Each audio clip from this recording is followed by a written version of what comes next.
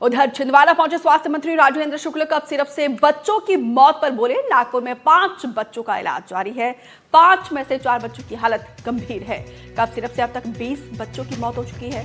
मध्य प्रदेश के स्वास्थ्य मंत्री राजेंद्र शुक्ला छिंदवाड़ा पहुंचे, जहां पे उन्होंने मेडिकल कॉलेज का निरीक्षण किया। स्वास्थ्य मंत्री ने कफ सिरप से बच्चों की मौत को लेकर क्या कुछ कहा है, ये आपको सुनाते हैं। राजेंद्र शुक्ला जी हमारे साथ मौजूद हैं। सर, आप जिला मेडिकल कॉलेज का निरीक्षण कर रहे हैं, क्या पाए? यहाँ पर जो हॉस्पिटल बन रहा है मेडिकल कॉलेज का, वो जनवरी तक में पूरा हो, इसके लिए निर्देश दे दिए गए हैं। जब ये हॉस्पिटल बन के तैयार होगा तो मेडिकल कॉलेज जो 100 से 150 सीट हो गया है जी, वो ज़्यादा बेहतर तरीके से यहाँ पर लोगों को चिकित्सा की सुविधा उपलब्ध करा सकेगा और यहाँ से नागपुर रेफर होने वालों की संख्या काफ़ी कम हो जाएगी, जो बहुत बड़ी राहत छिंदवाड़ा जिले के नागरिकों के लिए होगी। सर, नागपुर में क्या स्थिति आप देख के आए? नागपुर में बच्चों का इलाज जो बेहतर से बेहतर है हो सकता है, लेकिन बड़ी दुखद है कि अभी 5 में से 4 बच्चे काफ़ी क्रिटिकल हैं। ईश्वर से प्रार्थना है कि वो स्वस्थ हो। सर, 20 मौतों की पुष्टि हो गई है। हाँ, 20 हो गए। तो ये थे स्वास्थ्य मंत्री राजेंद्र शुक्ला, जिन्होंने कहा है कि नागपुर में 5 बच्चे जो एडमिट है, उसमें से 4 की हालत खराब हुई है, स्थिति जिनकी गंभीर बनी हुई है, वहीं एक बच्चे की हालत में सुधार है। वही राजेंद्र शुक्ला ने 20 मौतों की यहाँ पे पुष्टि की है। शाश्वत शर्मा, एनडीटीवी के लिए छिंदवाड़ा।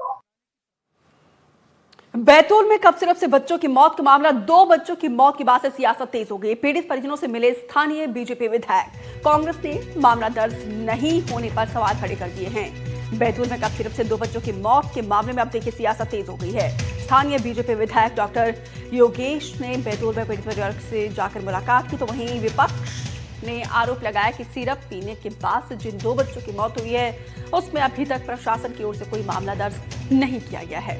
कांग्रेस ने प्रशासन पर मिली भगत करके मामले को दबाने का ये आरोप लगाया है।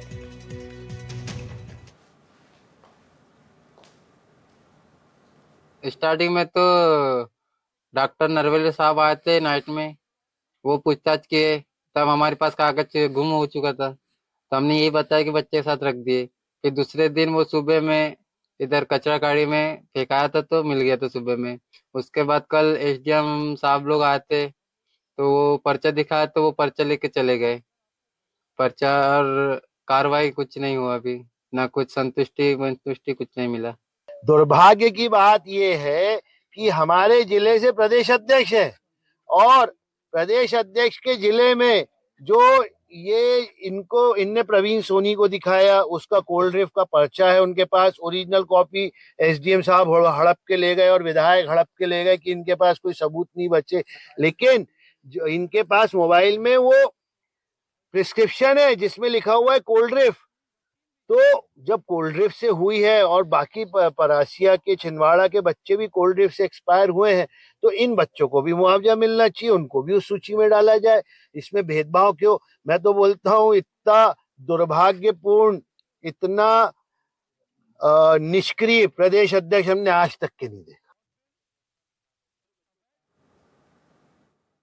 क्योंकि ये तो डेथ काफी दिन पहले हो चुकी थी और ये तब तक के उस चीज से कोरिलेट नहीं किया था। कल मेरी बात हुई है, कल यहाँ पे मैंने सीएमएचओ को भी भेजा था, दोनों जगह को हम लोग लेके उसको तो जोड़ेंगे और उनकी जो मदद हो सकती है वो करेंगे। ये नहीं जुड़ा है, आज आपको जानकारी लगी तो अब भी नहीं जुड़ेगा, ऐसा नहीं है। उनका जोड़ भी लिया गया है और जांच उस पर चल रही है। अगर उसी दवाई से हुई तो उनके भी जो परिवार की जो मदद हो सकती है हम लोग करेंगे।